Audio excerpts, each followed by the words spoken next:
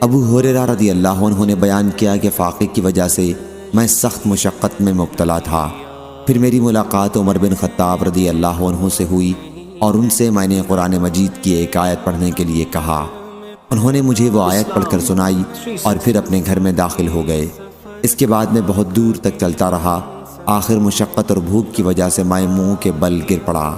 اچانک میں نے دیکھا کہ رسول اللہ صلی اللہ علیہ وسلم میرے سر کے پاس کھڑے ہیں۔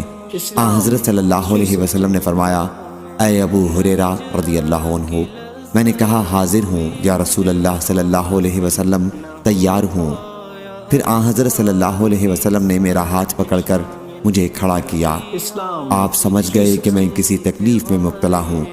پھر آپ مجھے اپنے گھر لے گئے اور میرے لیے دودھ کا ایک بڑا پیالہ منگوایا۔ میں نے اس میں سے دودھ پیا۔ حضرت صلی اللہ علیہ وسلم نے فرمایا، دوبارہ پیو ابو ہریرہ۔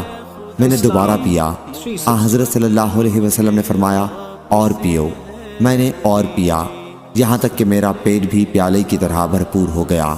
ابو ہریرہ رضی اللہ عنہ نے بیان کیا کہ پھر میں عمر رضی اللہ عنہ سے ملا اور ان سے اپنا سارا واقعہ بیان کیا اور کہا کہ اے عمر رضی اللہ عنہ، اللہ تعالیٰ نے اسے اس ذات کے ذریعے پورا کرا دیا جو آپ سے زیادہ مستحق تھی۔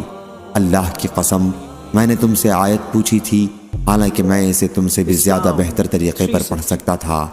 عمر رضی اللہ عنہ نے کہا، اللہ کی قسم، اگر میں نے تم کو اپنے گھر میں داخل کر لیا ہوتا اور تم کو کھانا کھلا دیتا تو لال لال عمدہ اونٹ ملنے سے بھی زیادہ مجھ کو خوشی ہوتی۔ صحیح بخاری، حدیث نمبر 5375۔